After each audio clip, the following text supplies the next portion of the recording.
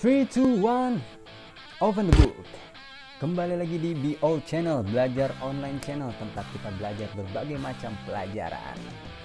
Jangan lupa sebelum tonton, like dan subscribe channel ini.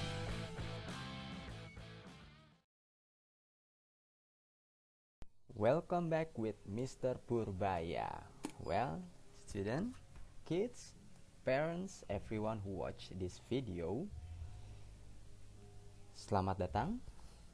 Oke, hari ini kita akan belajar mengenai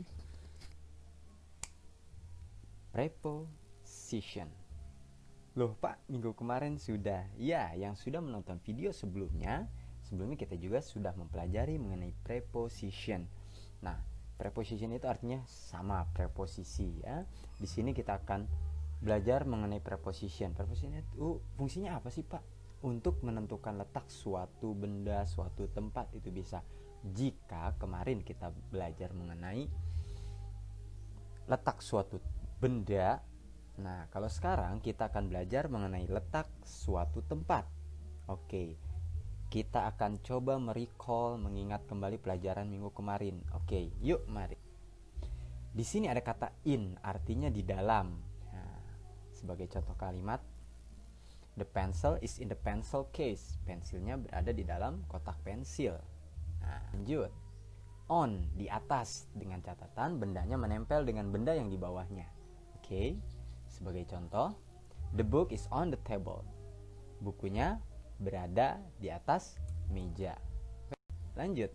Under, artinya di bawah. Sebagai contoh kalimat, the bag is under the chair. Tas berada di bawah kursi. Lanjut. Behind. Behind ini artinya di belakang, ya.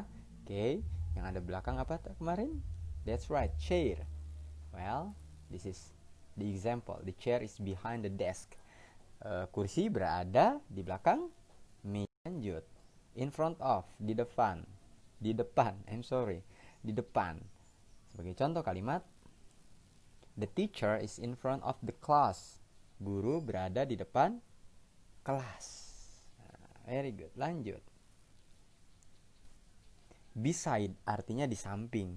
Nah, ini kita bisa membolak-balikan kalimat ini ya. Sebetulnya kita bisa mengatakan tas di samping meja ataupun meja di samping tas. Oke, contoh.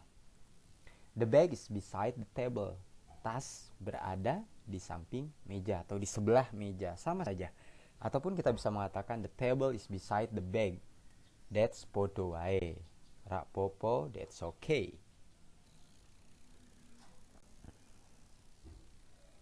Nah, sebagai pengingat, ini adalah structure yang terbentuk untuk menyatakan preposition ini sendiri. Subject itu biasanya bendanya, objeknya, harus ada verb to be, is, am, are, is, are, biasanya is atau are ya. Preposition in, sebagai contoh ini ya, dan objeknya pencil case. Nah, the pencil is in the pencil case. Pensil berada di dalam kotak pensil. Pak, ini yang atas is kok yang bawah are. Nah, lihat subjeknya, the pencil. Di kata yang paling bawah, di kalimat yang bawah, the pencils-nya itu ada tambahan huruf S. Ingat, dalam bahasa Inggris, ketika ujungnya ada huruf S, benda yang ditambahkan huruf S pada akhir katanya, itu mengartikan bahwa benda tersebut ada banyak. Nah, karena bendanya ada banyak, verb to be-nya pun berubah. Nah, ini. Dalam bahasa Inggris, jika bendanya banyak, verb to be-nya pun berubah menjadi are. Boleh kita menggunakan is kembali. Oke? Lanjut.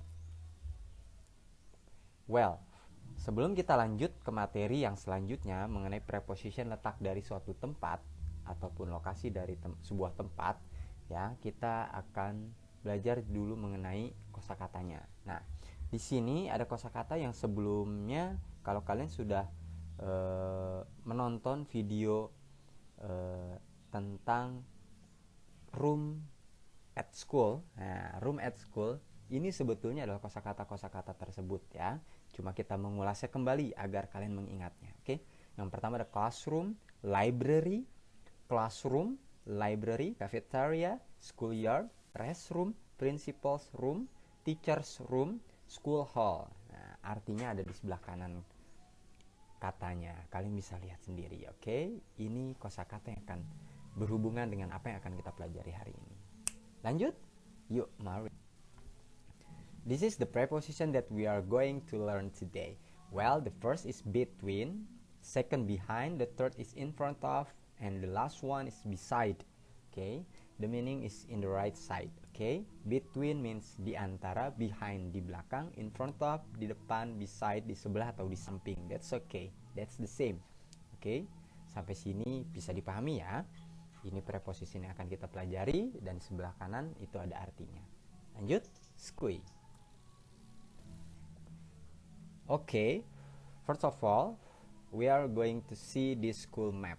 Okay, kita pertama kali kita tentu saja akan mempelajari ataupun melihat tentang peta sekolah yang akan kita pelajari.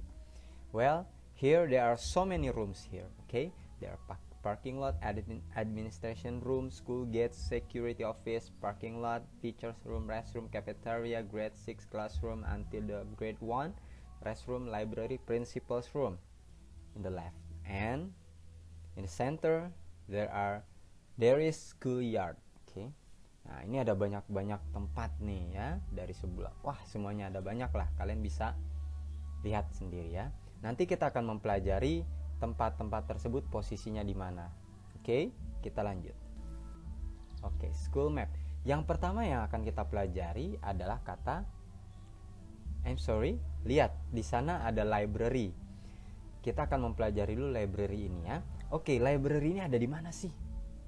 Di sebelah principal's room, di sebelah restroom, di depannya ada schoolyard. Ya, kita bisa mengatakan di sebelah. Nah, tapi kita juga bisa menggunakan kata ini. Between, di antara. Ketika kita mengatakan di antara, tentu saja berarti tempat tersebut ada di tengah-tengah dua buah ruangan. Oke, ada di mana? Ya, library ini ada di antara principal's room dan restroom. Very good. Nih, sebagai contoh kalimatnya. The library is between restroom and principal's room. Artinya apa, Pak? Perpustakaan berada di antara WC dan ruang kepala sekolah. Seperti itu. Jika kita mengatakan between, pasti ada dua lasi yang disebutkan kemudian. Oke, bisa dipahami ya? Between artinya di antara. Tidak boleh kita cuma mengatakan the library is between restroom. Titik sampai situ, nggak bisa. Kecuali di kanan kirinya memang cuma restroom, tapi ini kan di sebelah atasnya ya, di sebelah utara itu ada principal's room. Oke, lanjut. Nah, sekarang tempat apa lagi yang mau kita pelajari? Oke, parking lot. Nah, lihat ya. Kalau kalian melihat di gambarnya itu ada warna coklat-coklat ya. Ya, coklat-coklat lah. Itu pintu ya, itu pintunya. Kemana mereka mengarahnya? Kalau pintunya di depan, berarti yang ini belakangnya. Nah, parking lot ini ada di mana sih? Boleh nggak kita mengatakan parking lot di sebelah teacher's room? Boleh. Tapi boleh nggak kita mengatakan parking lot ini di belakang security office? That's okay too. Oke, sebagai contoh, sekarang kita akan belajar tentang kata behind, artinya di belakang. Parking lot ini ada di belakang mana sih? Betul sekali, security office. Nah, jadi kita mengatakannya parking lot is behind the security office. That's right. Artinya apa, Pak? Tempat parkir berada di belakang kantor satpam. Bisa dipahami ya posisi-posisinya. Dan ingat juga letak pintunya dan segala macam itu harus kita perhatikan. Lanjut. Sekarang ruang mana yang akan kita pelajari? Yap, schoolyard. Nah, schoolyard ini tepat berada di tengah-tengah. Nah, ini kita bisa mengatakan macam-macam ya. Bisa kita mengatakan schoolyard ada di depan school hall, bisa mengatakan schoolyard ada di depan teacher's room, restroom, cafeteria, principal's room, library, banyak. Ataupun di samping security office ataupun dan lain sebagainya. Tapi yang akan kita pelajari sekarang adalah mengenai kata in front of. Oke. Actually there are so many place atau tempat yang di depannya itu ada schoolyard. Oke. Schoolyard itu ada di depan mana sih? Oke, sebagai contoh, the schoolyard is in front of the library. The schoolyard is in front of library. Schoolyard, lapangan sekolah, berada di depan perpustakaan. Nih lihat perpustakaan. Tadi kita udah melihat perpustakaan. Di depannya ada apa? Nah, ada schoolyard. Tapi bisa mengatakan principal room? Boleh, tidak apa-apa. Library-nya diganti principal room boleh, diganti restroom boleh, diganti teacher's room boleh, cafeteria boleh, school hall boleh. Banyak, karena kebetulan posisi schoolyardnya ini ada di tengah-tengah sekolah. Jadi banyak tempat yang di depannya itu schoolyard. That's okay. Lanjut. Nah, ini artinya lapangan sekolah berada di depan perpustakaan. Lanjut ya. Oke, sekarang mau tempat mana lagi yang akan kita pelajari? Sebagai contoh. Oke, teacher's room. Nah, teacher's room ini ada di mana nih? Oke, nah, ini akan kita pelajari, katanya adalah beside, di sebelah. Oke, teacher's room ini ada di sebelah mana sih? Bisa mengatakan di sebelah parking lot, bisa mengatakan di sebelah restroom, boleh, sah-sah saja. Sebagai contoh, ini kalimatnya. The teacher's room is beside restroom. The teacher's room is beside restroom. Artinya, ruang guru berada di samping WC. That's okay. Kalau kalian mau ganti restroom dengan parking lot, boleh? Boleh. Boleh banget. Halal hukumnya. Silahkan monggo hukumnya. Oke. Lanjut. Nah, this is the structure in sentence ya. Ini strukturnya di dalam kalimat. Lihat, ada place, verb to be, preposition, place lagi. Yang pertama tentu saja adalah place-nya. Benda, tempat apa yang mau kita katakan, lalu verb to be-nya, lalu ada preposition-nya, keterangan tempatnya itu, ya, dan terakhir ada place-nya sebagai pembanding. Nah, sebagai contoh ini, the classroom is beside the cafeteria. Misalkan ruang kelasnya ada di sebelah kantin, maka kita mengatakannya ruang kelas berada di samping kantin. Kita tulis bahasa Indonesia dulu, baru kita ke bahasa Inggris. Ruang kelas, the classroom. Verb to be-nya is, karena ada satu benda, ada satu tempat. Prepositionnya terserah, mau di samping, di bawah, di atas, dimanapun. Itu yang memang sesuai dengan denahnya, tuliskan. Lalu place kedua sebagai pembandingnya. Bisa dipahami ya? Well, that's the end of our material. Can you make another example? You can make it based on your school map. Write it down on comment section. Okay? You can write it down in comment section. Ya, jadi bisa nggak kalian bikin contoh lainnya? Kalian bisa membuat contohnya sesuai dengan peta di sekolah kalian ataupun sesuai dengan lokasi sekolah kalian.